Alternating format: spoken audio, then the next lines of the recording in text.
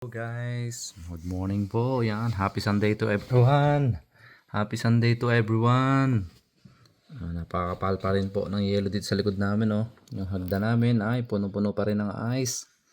So, sabi sa news ay spring na po. Yung katapusan mag-start na. So, kagabi nag-snow na naman, napakalakas kaya ganyan. Tambak na naman, oh.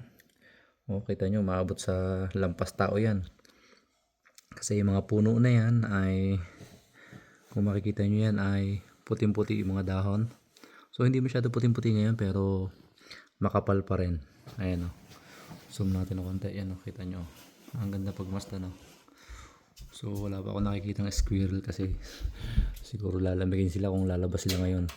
So may mga footprints ako nakikita doon sa kabilang area.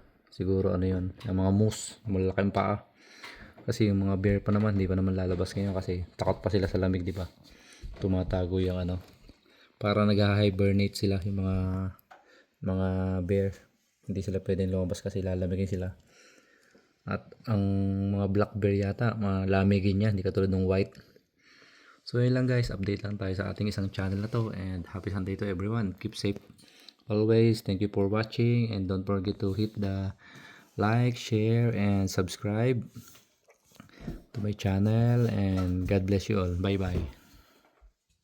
Thank you.